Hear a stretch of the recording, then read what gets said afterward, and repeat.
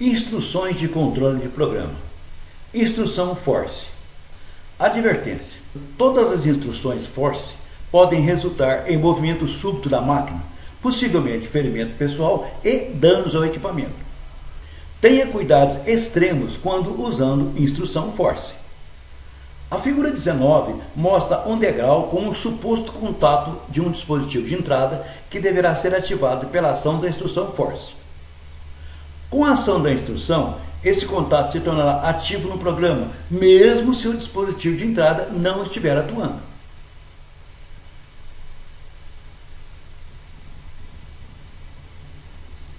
Forçando uma saída. A figura 20 mostra o dispositivo sendo ativado pela instrução force. O forçamento permite a você substituir o status atual do circuito de entrada externa, forçando o bit de arquivo de dados de entrada externa a ligar ou desligar. Você pode também substituir a lógica do processador e status dos bits do arquivo de dados de saída, forçando os circuitos de saída a ligar ou desligar. Esta função é extremamente útil para resolver problemas e depuração. Observação: depuração é a ação de correção de falhas em um programa.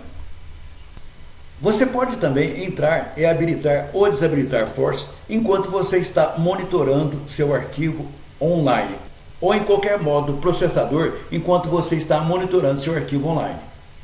Isso pode ser feito usando a funcionalidade do botão direito do mouse para forçar um bit de entrada ou saída a ligar ou desligar, ou acessar a tabela force para arquivo de entradas ou saída e habilitar ou remover force de lá. Desligar force. Force off. Uma característica que permite ao usuário desenergizar qualquer entrada ou saída por meio de programador, independente do programa do CLP. Ligar force. Force on. Uma característica que permite ao usuário energizar qualquer entrada ou saída por meio de programador, independente do programa CLP. Toggle bit. Uma característica que permite ao usuário energizar ou desenergizar qualquer endereço de bit por meio de programador, independente do programa do CLP. Esta característica é similar à função force. Instrução MCR ou relé de controle mestre. Em um sistema de controle a relé, um relé de controle mestre é às vezes usado para controlar a energia de seções inteiras de todo o circuito, ou simplesmente para controlar a energia para selecionar degraus dentro do circuito. Isso permitirá aqueles degraus selecionados ou ao circuito inteiro serem desenergizados ao desligar o relé de controle mestre. Nos CLPs, uma instrução MCR pode ser programada para controlar circuito inteiro ou só degraus selecionados. Os MCRs são frequentemente usados em circuitos que empregam o uso de temporizadores de atraso ou instruções TOF. O MCR permitirá um circuito inteiro ser desenergizado sem esperar pelo limite de contagem dos temporizadores. Isto é necessário em aplicações que às vezes requerem um desligamento imediato.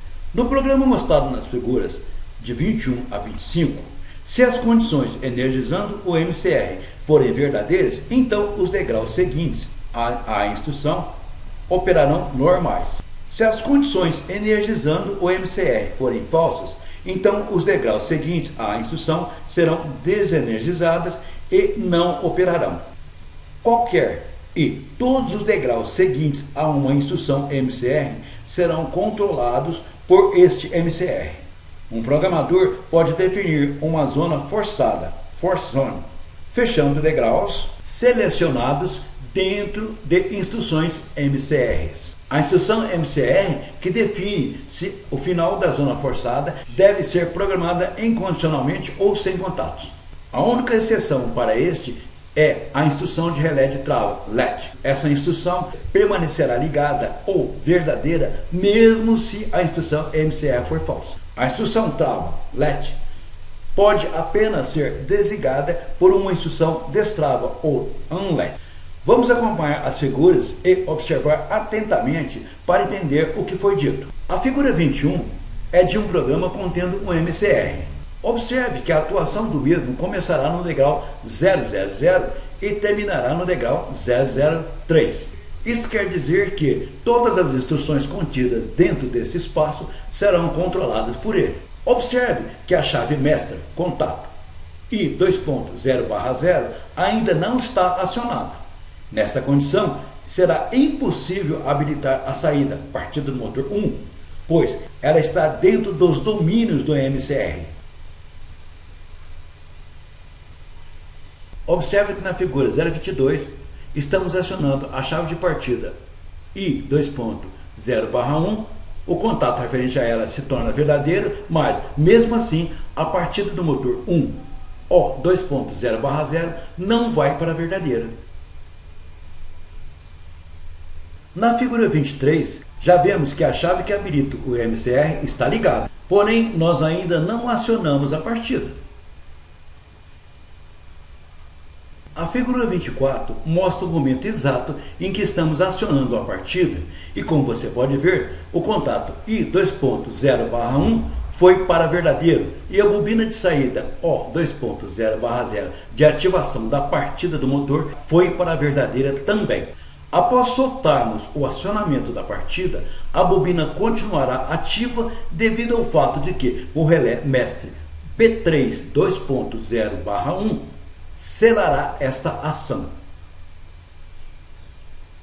Na figura 25, a parada foi acionada, a bobina do relé B 2.30/1 foi para falsa e desligou ou tornou falsa a bobina da partida do motor 1. Instruções LET, OTL e UNLET, OTU.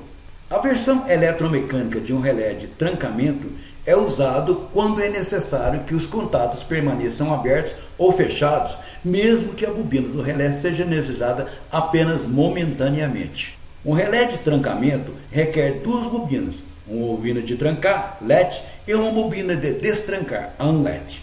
A versão CLP opera da mesma maneira. Uma instrução LET é exigida e uma instrução UNLET também é exigida. Quando a instrução LET for energizada momentaneamente, ela definirá o bit para a saída endereçada com uma instrução trancando ligada. Esse bit permanecerá ligado até que a instrução UNLET seja energizada novamente. Esta será verdadeira mesmo se a energia para o CLP for interrompida ou se estiver dentro de uma zona forçada de uma instrução MCR. Você pode até mesmo tirar o CLP do modo rodar, modo run, e a saída ainda estará ligada quando o CLP estiver de volta ao modo run. Os Allen-Bladder PLC5TM e SLC500TM usam a tranca de saída Output UNLET ou instrução OTL e a destranca de saída Output UNLET ou instrução OTU. A instrução OTL é uma instrução retentiva. Isso significa que, quando o processador é chaveado para o modo teste ou programa, o CLP perde energia ou mesmo detecta uma falta maior no CPU. A OTL é mantida na memória do processador. Quando o modo do processador for retornado para o modo run, quando a falha for esclarecida ou quando a energia for restaurada, a saída operada pela instrução OTL retornará para o estado ligada. Ela permanecerá no estado ligada até que a instrução OTU seja ativada momentaneamente. As figuras 26 a 30 mostrarão o funcionamento dessas instruções em situações diferentes. A figura 26 mostra uma partida de motor controlada pelas instruções LET e UNLET. Observe que os trilhos das laterais do programa estão verdes, e isso significa que o programa está energizado e pronto para atuar. Quando a chave de partida for acionada, o contato I 2.0/1 será verdadeiro e ativará a função LET para ligar a partida do motor denominado 2 e a manterá ligada até que a função UNLET seja ativada. Na figura 27, o momento exato em que a partida I2.0/1 está sendo ativada ou se tornando verdadeira, ativando a instrução LED e, consequentemente, ativando a partida do motor.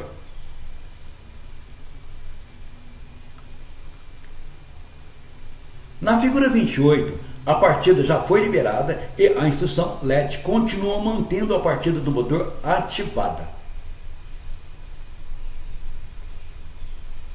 Na figura 29, o contato de parada I2.0/2 está verdadeiro devido a um acionamento do botão de parada, o que resultou na ativação da instrução ALERT e, consequentemente, o desligamento do motor 2.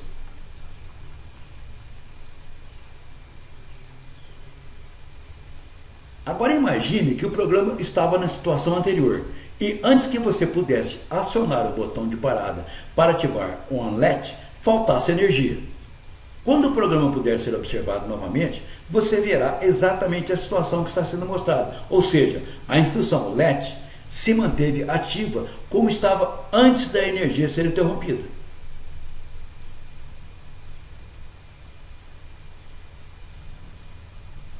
Instruções JUMP, JMP e Label, LBL. A instrução JUMP, JMP e a instrução Label, LBL são usadas em combinação. Estas duas instruções permitem à varredura pular uma porção de um programa, reduzindo o tempo global de varredura.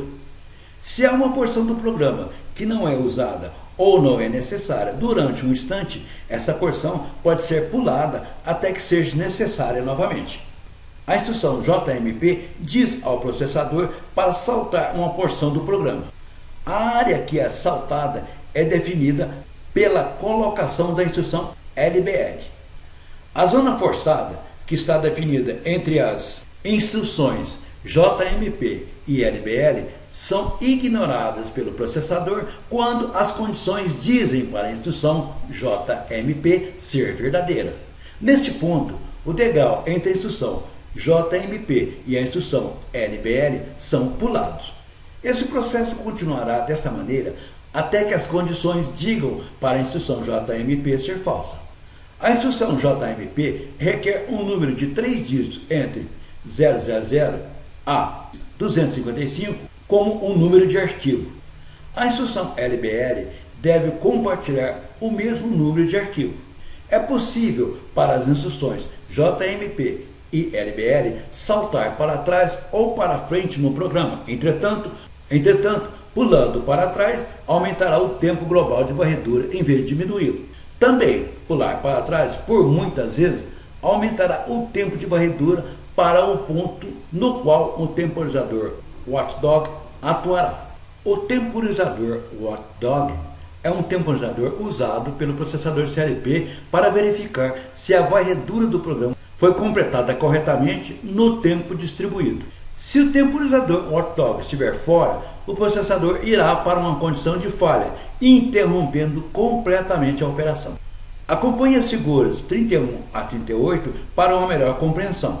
Na figura 31, todo o programa está sendo varrido e não haverá nenhuma ação, porque a varredura já constatou que não foi dada a partida e que os contatos de entrada estão desativados ou falsos. Observação: as faixas amarelas que aparecerão nas figuras são apenas para lembrar que o programa está sendo varrido e, portanto, as posições das mesmas nas figuras são aleatórias.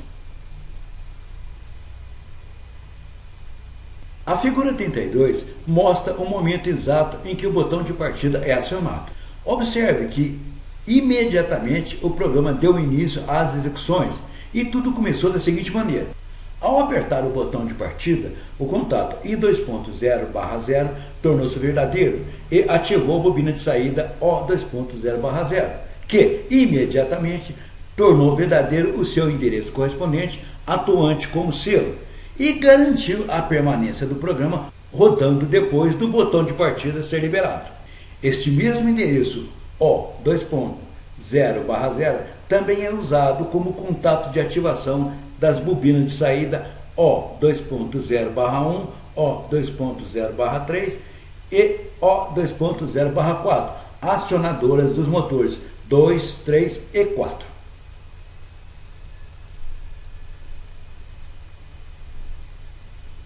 Na figura 33, o botão não está mais sendo apertado e o programa continua rodando normalmente. Na figura 34, o contato I2.0/2 tornou-se verdadeiro e ativou a JMP Q2.2.1.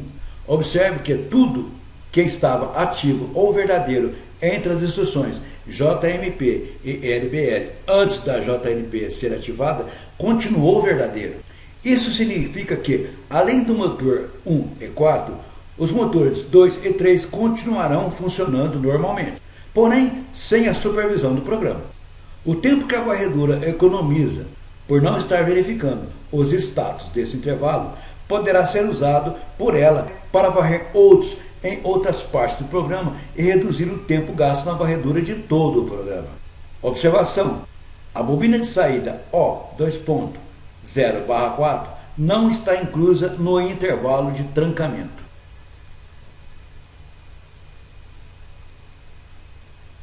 Na figura 35, o botão de parada foi acionado.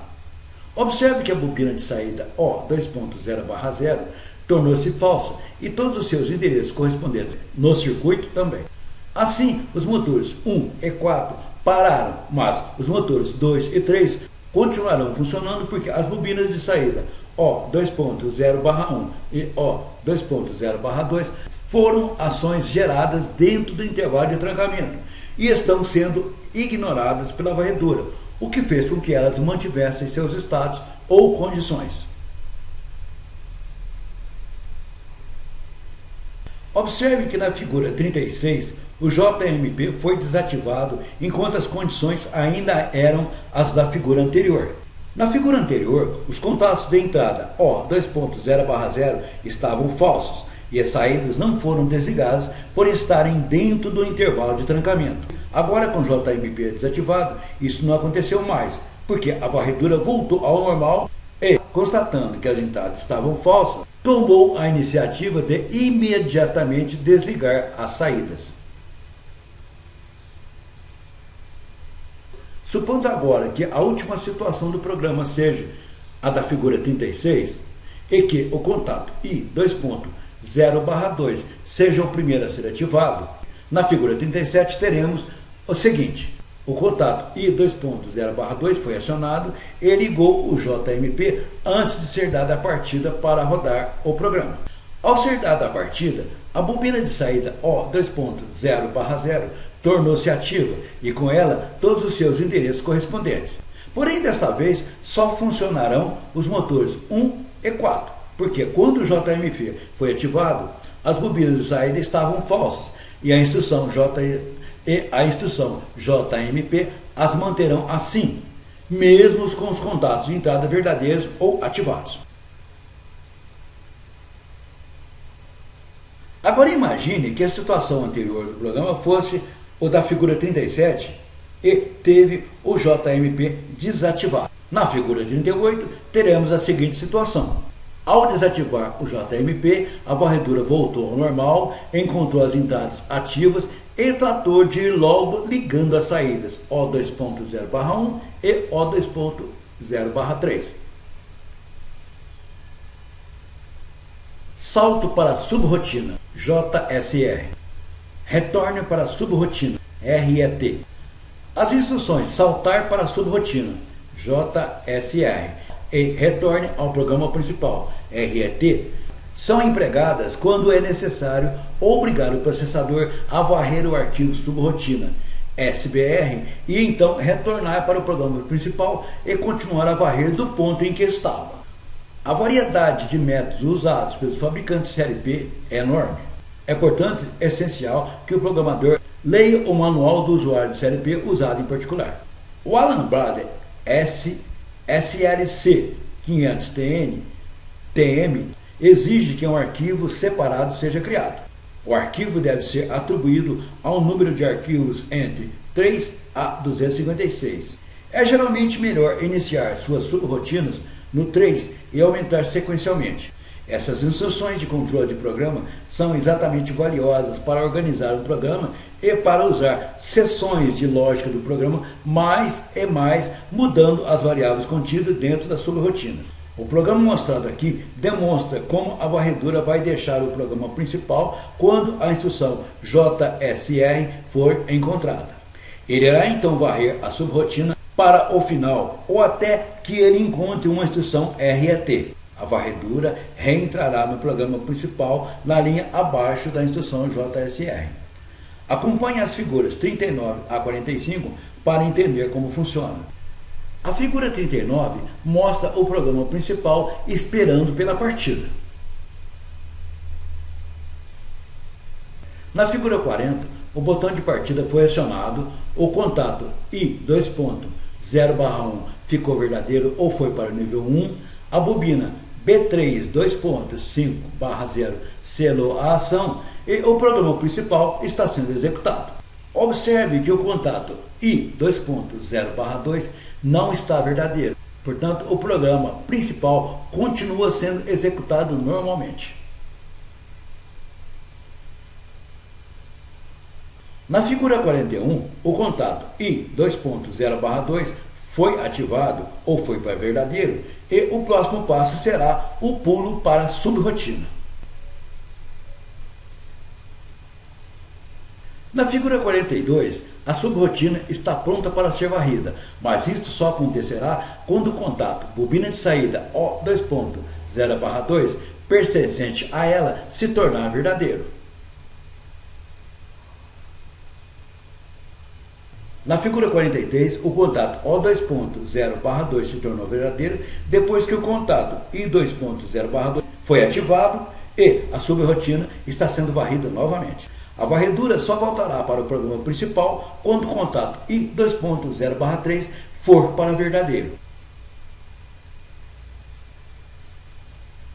Na figura 44, o contato I:0/3 recebeu um pulso de ativação para ativar a instrução RET e obrigar o retorno da varredura para o programa principal. A figura 45 mostra o programa principal sendo varrido novamente. Observação: para parar o programa é só acionar o botão de parada, o que fará com que o contato I:0/0 fique falso por um instante e desative todo o programa. TNT, ou finalização temporária. Uma das melhores ferramentas de resolução de problemas e depuração é a instrução temporária END, TND. Quando essa instrução é colocada em um programa, ele é interrompido naquele ponto e retorna para o começo. Este também reseta ou zera o temporizador watchdog. A instrução TND é usada quando um programa longo está sendo depurado pela primeira vez. Ela permitirá ao programador testar porções de um programa sem rodar o programa inteiro. Essa instrução é também útil quando resolvendo problemas com seções de programas. A figura 46 mostra essa instrução isolando uma seção para melhor avaliação. Instrução OSR. Uma instrução one-shot OSR ou ONS é uma instrução de entrada que permitirá um degrau ser verdadeiro só por uma varredura. A instrução OSR permitirá que o degrau seja verdadeiro baseado na transição de falsa para verdadeira da instrução imediatamente à sua esquerda. Quando a instrução OSR é programada como mostrado na figura 47, a saída será ligada pela duração de apenas uma varredura. Ela não ligará novamente até que o dispositivo de entrada seja aberto e então fechado novamente. Esta instrução é essencial quando o sinal de saída ou outra função deve ser ligada por apenas uma varredura. A OSR é comumente usado como operações matemáticas e manipulações de dados, como também com temporizadores e contadores, quando mudando pré-ajustes e valores acumulados. A figura 47 mostra uma instrução OSR pronta para ser ativada. o que será feito quando o contato I2.0/5 se tornar verdadeiro. Na figura 48, o contato I2.0/5 se tornou verdadeiro e fez com que a instrução OSR ativasse a saída O2.0/0 e permitisse a ativação da saída O2.0/1 por apenas uma varredura.